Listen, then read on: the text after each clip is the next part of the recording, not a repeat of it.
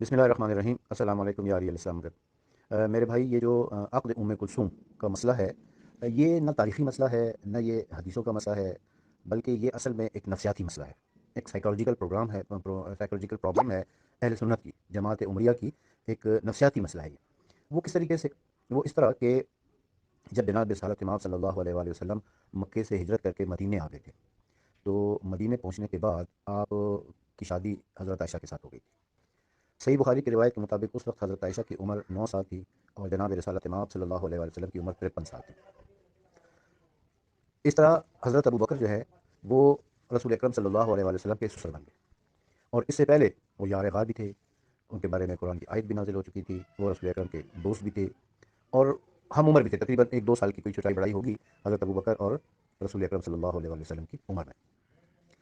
اس کے بعد حضرت ابو بکر نے اپنے دوستوں یاروں کو اکٹھا کیا اور ان سے کہا کہ میں آج رسول اکرم کے ساتھ ایک نیا رشتہ قائم کرنے جا رہا ہوں۔ اپنے خاندان والوں کو، اپنے دوستوں یاروں کو، سب کو بتایا اور آیا رسول اکرم صلی اللہ علیہ وآلہ وسلم کے پاس اور کہنے لگا کہ میں نے آپ کا بڑا ساتھ دیا ہے، آپ میرے دوست ہیں، میں نے اوائل میں اسلام قبول کیا ہے، میں غار ثور میں آپ کے ساتھ رہا ہوں، میں نے اپنی بیٹی آپ کے نکاح میں دی ہے، وغیرہ وغیرہ۔ اب میری خواہش یہ ہے کہ آپ اپنی بیٹی سیدہ فاطمہ زہرا سلام اللہ علیہا کا نکاح میرے ساتھ کر دیں۔ رسول اکرم صلی اللہ علیہ وآلہ وسلم نے فرمایا کہ فاطمہ ابھی چھوٹی ہے۔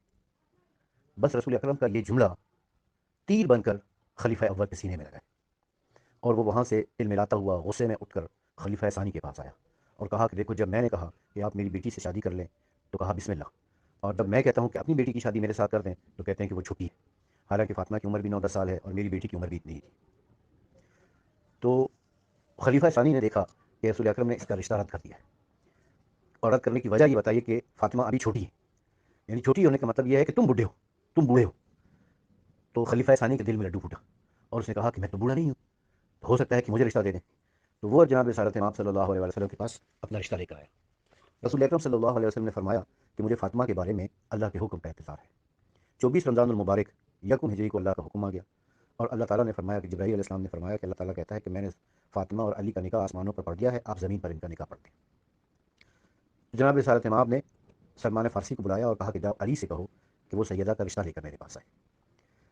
سلمان فارسی گئے اور علی کو جا کے مبارکباد بھی کہا کہ علی مبارک کو مبارک کو۔ اس وقت علی علیہ السلام کنویں سے پانی نکال رہے تھے اور کچھ لوگ وہاں اپنی باری کے انتظار میں کھڑے ہوئے تھے۔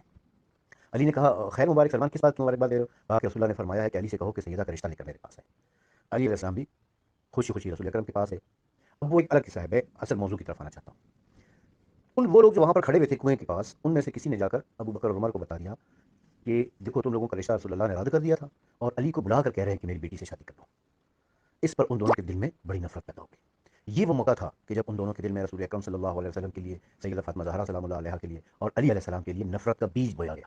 بعد میں یہ بیج ایک پودے اور پھر ایک درخت کی شکل اختیار کر لیا، یہاں تک کہ جناب سیدہ کو شہید کیا گیا۔ لیکن ابتدا اس کی آغاز یہاں سے ہوئی تھی۔ اب عرب ایک قبائلی معاشرہ ہے، قبائلی معاشرے میں کسی کے رشتے کا رد ہو جانا اس کی حد درجے توہین ہوتی ہے۔ آپ لوگوں میں سے جو قبائلی معاشرے میں رہتے ہیں ان کو اندازہ ہوگا کہ اول تو وہ رشتہ لے کر نہیں جاتے، اور جب رشتہ لے کر جاتے ہیں تو یہ ممکن نہیں ہے کہ رشتے کو رد کر دیا جائے، رشتے کے رد ہونے پر قتل ہونے لگتے ہیں، خون بہنے لگتا ہے۔ تو یہ ان کی انتہائی تذلیل ہوئی کہ ہمارے رشتے کو رد کر دیا گیا ہے، جبکہ ہم اتنا گہرا تعلق بھی رکھتے تھے ان کے ساتھ۔ یہ بات ان کو ناگوار گزری۔ اب یہ ایک سائیکالوجیکل مسئلہ بن گیا ان کے لیے بھی اور ان کے بعد آنے والے ان کے پیروکاروں کے لیے بھی، اور آج کل کی جماعت عمریہ کے تمام لوگوں کے لیے یہ ایک نفسیاتی مسئلہ بنا ہوا ہے کہ رسول اللہ نے اپنی بیٹی کا رشتہ نہیں دیا، ان کے رشتے کو رد کر دیا۔ اب انہوں نے پھر ایک افسانہ بنانا شروع کر دیا کہ کیا ہوا اگر رسول اللہ نے اپنی بیٹی کا رشتہ نہیں دیا، علی نے تو اپنی بیٹی کا رشتہ دے دیا نا عمر کو۔ ذرا ان عقل کے اندھوں سے کوئی پوچھے کہ جو بیٹی بقول رسول اکرم صلی اللہ علیہ وسلم کی چھوٹی ہے، ان کا رشتہ نہیں دیا جا سکتا اس لیے کہ وہ چھوٹی ہے، کیا اس کی سب سے چھوٹی بیٹی اتنی بڑی ہوگی کہ اس کا رشتہ دیا جا سکے؟ اور جن کو رسول اللہ نے رشتہ نہیں دیا ان کو علی علیہ السلام رشتہ دے سکتے ہیں کبھی؟ اچھا، پھر اس کے بعد یہ دیکھیں کہ حضرت حفصہ رسول اللہ کی زوجہ ہیں، اس طرح وہ ام المومنین ہیں۔ ام المومنین کا باپ جو ہے وہ نانا ہوتا ہے، اور ام المومنین کا باپ نانا کا مطلب یہ ہو کہ سیدہ فاطمہ زہرا کے نانا ہے۔ تو سیدہ فاطمہ زہرا کی جو بیٹی ہے وہ تو اس کی نواسی نہیں، پر نواسی ہوئی، یعنی جس کا رشتہ یہ کروا رہے ہیں خلیفہ ثانی سے، وہ اس کا پر نانا بنتا ہے۔ دنیا کی کون سا مذہب، کون سا دین، کون سی اخلاقیات، کون سی تہذیب ایسی ہے کہ جس میں پر نواسی کا رشتہ پر نانا کے ساتھ جائز قرار دیا جا سکے؟ میں یہ عمر کے ہیر پھیر میں کہ اس کی عمر اتنی تھی، اس کی عمر اتنی تھی، یہ تھا وہ تھا، لیکن اس چکروں میں پڑنے کی وجہ سمپل سادہ سی میں بات کر رہا ہوں، کیا دنیا کی کوئی اخلاقیات ایسی ہے جو اس بات کا اجازت دے سکے؟ اب بات کیا ہے اصل میں؟ پھر ہوا کیا ہے؟ ہوا یہ تھا کہ جب حضرت ابو بکر کا انتقال ہو گیا تو ان کی جو زوجہ تھیں اسماء بنت امیس، جو کہ علی علیہ السلام سے اور اہل بیت سے خصوصاً جناب سیدہ فاطمہ زہرا سلام اللہ علیہا سے بہت محبت کرنے والی تھی۔ آپ یہ سمجھیں کہ میں محاورتاً نہیں کہہ رہا ہوں، حقیقت یہ ہے کہ اسما بنت امیس سیدہ کے پاؤں دھو دھو کر پیا کرتی تھی، اور اسما بنت امیس ان خواتین میں سے بھی تھیں کہ جو ان کے گھر کی ساری خبریں، جو میٹنگیں ہوتی تھیں، جو کچھ باتیں ہوتی تھیں، وہ رسول اکرم صلی اللہ علیہ وسلم تک پہنچایا کرتی تھیں، اور اس کے بعد پھر جناب علی علیہ السلام تک پہنچایا کرتی تھی، کون آیا، کون گیا، کیا ہوا، کیسے ہوا، ساری ایک پورا جو رسول اللہ نے ایک نیٹ ورک بنا رکھا تھا، ان میں یہ بھی ایک خاتون بھی شامل تھی اس میں۔ تو جناب اسما بنت امیس کے لیے سیدہ فاطمہ زہرا نے مولا علی علیہ السلام کو وصیت بھی کی تھی کہ میرے مرنے کے بعد آپ اسما بنت امیس سے نکاح کر لینا۔ تو جب حضرت ابوبکر کا انتقال ہو گیا، عدت کی مدت پوری ہوئی، تو مولا علی مشکل کشا نے ان کے ساتھ نکاح کر لیا۔ اس وقت اسما بنت امیس کے بطن سے حضرت ابوبکر کے دو بچے تھے، ایک کا نام تھا محمد اور ایک کا نام تھا ام کلثوم۔ یہ محمد اور ام کلثوم چونکہ بہت چھوٹے چھوٹے تھے، تو اسما بنت امیس ان دونوں کو اپنے ساتھ لے آئی تھی مولا علی کے گھر میں۔ مولا علی نے ان کو باپ بن کر پالا تھا۔ محمد بن ابو بکر کو جانتے ہیں کہ وہ علی علیہ السلام کو اپنا بابا کہتے تھے، اور علی علیہ السلام نے اپنا بیٹا کہتے تھے، اور وہ ایسے کٹر شیعہ تھے کہ عمار ابن یاسر کے اور مالک اشتر کے لیول کے شیعہ ہیں وہ۔ ان کو مولا نے کمانڈر بھی بنایا تھا، انہوں نے جنگ جمل میں اپنی بہن کے خلاف جنگ بھی کی تھی، اور پھر ان کو مصر کا گورنر بھی بنایا تھا، وغیرہ وغیرہ، یہ ساری باتیں آپ لوگ جانتے ہیں۔ جو ان کی بیٹی تھی ام کلثوم، وہ علی علیہ السلام کے گھر میں ہی پلی بڑھی تھی۔ خلیفہ ثانی نے علی علیہ السلام کو پیغام بھجوایا کہ اپنی بیٹی، کیونکہ ایک نفسیاتی مسئلہ بن چکا تھا نا ان کے لیے کہ میرا رشتہ رد ہوا ہے، تو کہ اپنی بیٹی، یعنی علی علیہ السلام کو کہا کہ تم اپنی بیٹی ام کلثوم بنت علی کا نکاح میرے ساتھ کر دو۔ تو علی علیہ السلام نے اسٹریٹ فارورڈ ان کو جواب دے دیا تھا کہ میں نے اپنی دونوں بیٹیوں کو منسوب کر رکھا ہے جعفر طیار کے دونوں بیٹوں کے ساتھ، یعنی عبداللہ ابن جعفر طیار کے ساتھ اور اون ابن جعفر طیار کے ساتھ۔ بعض تاریخوں میں اون کا نام عبید اللہ بھی لکھا ہوا ہے، عبداللہ ابن جعفر طیار اور عبید اللہ ابن جعفر طیار۔ بہرحال تو علی علیہ السلام نے رشتہ رد کر دیا۔ اس وقت حضرت عباس زندہ تھے، اور حضرت عباس کافی بزرگ ہو چکے تھے، جو علی علیہ السلام کے بھی چچا تھے اور رسول اکرم صلی اللہ علیہ وسلم کے بھی چچا تھے۔ تو خلیفہ ثانی نے ان کو بلایا اور ان کو دھمکی دی کہ اگر علی نے اپنی بیٹی کا رشتہ میرے ساتھ نہیں کیا تو میں علی کے خلاف ایف آئی آر کٹوا دوں گا، اس کے اوپر الزام لگاؤں گا، میں 2 گواہ لے کر آؤں گا کہ اس نے چوری کی ہے، اور اس کے ہاتھ کٹوا دوں گا۔ تو حضرت عباس چونکہ بزرگ تھے، بوڑھے آدمی تھے، وہ ڈر گئے، گھبرا گئے، وہ گھبرائے علی علیہ السلام کے پاس آئے اور کہا کہ جی خلیفہ نے اس قسم کی دھمکی دی ہے۔ تو علی علیہ السلام نے اس کی دھمکی کی پرواہ نہ کی اور کہا کہ بھائی جو وہ کر سکتے ہیں وہ کریں۔ تو عباس نے کہا کہ جی آپ مجھے اگر اس کا اختیار دے دیں گے تو میں ایک اچھا اور مناسب فیصلہ کر دوں گا۔ تو علی علیہ السلام نے کہا کہ ٹھیک ہے میں آپ کو اختیار دیتا ہوں کیونکہ آپ بزرگ ہیں۔ عباس نے جا کر ان سے کہا کہ ٹھیک ہے میں تمہارا نکاح ام کلثوم سے کر دیتا ہوں، اور انہوں نے ام کلثوم بنت ابو بکر کا نکاح خلیفہ ثانی کے ساتھ کر دیا۔ خود نکاح پڑھا بھی حضرت عباس نے کہا، اور جب وہ رخصت ہو کر وہاں پر گئی ہیں تو پھر ان کو پتا چلا خلیفہ کو کہ بھئی یہ تو ام کلثوم بنت ابو بکر ہے۔ تو اس پر خلیفہ ثانی نے پھر عباس کو بلا کر شکوہ بھی کیا تھا کہ تم نے مجھے دھوکہ دیا ہے، میں تو صرف یہ چاہتا تھا کہ خاندان نبوت سے میرا رشتہ قائم ہو جائے، لیکن تم نے مجھے اس معاملے میں دھوکہ دیا ہے کہ خاندان نبوت سے میرا رشتہ نہیں ہونے دیا تم نے۔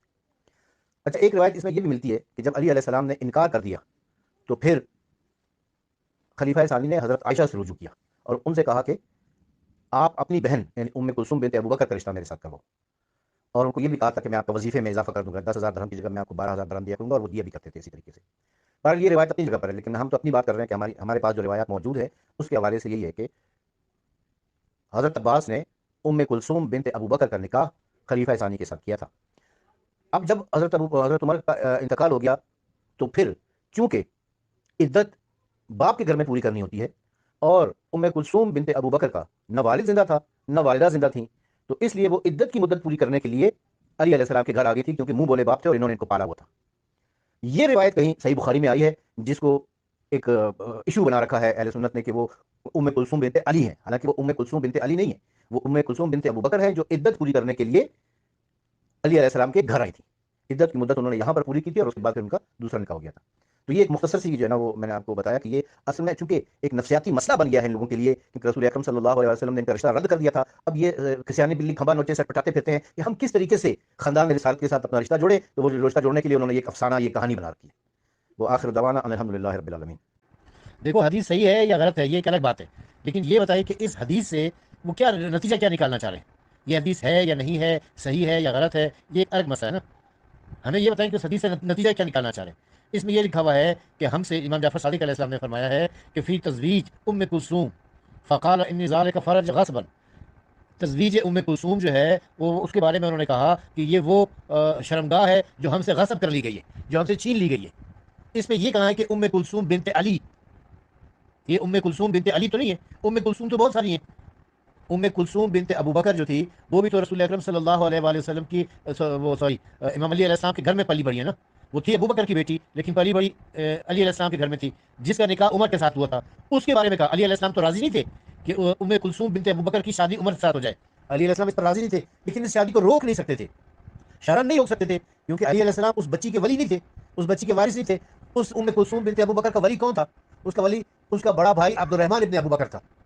اور وہ شادی کروائی کس نے تھی؟ وہ عائشہ نے کروائی تھی. عائشہ کو اس وقت ایک اثر و رسوخ تھا، عائشہ اس کی بڑی بہن تھی، اور عائشہ جو تھی وہ خلیفہ کی بیٹی تھی، یعنی مرحوم خلیفہ کی، مرے ہوئے خلیفہ کی بیٹی تھی. وہ اس کا ایک اثر و رسوخ تھا، لہٰذا اس نے اپنی بہن کی شادی کروا دی. علی علیہ السلام اس کو روک نہیں سکتے تھے. کیوں روک نہیں سکتے تھے؟ اس لیے کہ علی علیہ السلام ولی نہیں تھے، وارث نہیں تھے، شرعاً ان کے پاس یہ اختیار نہیں تھا کہ وہ اس کو روک لیتے، اس شادی کو روک لیتے. جب ولی اجازت دے رہا ہے، شریعت تو یہی کہتی ہے نا کہ لڑکی کی شادی کے لیے ولی کی اجازت ضروری ہے. ولی کون ہے؟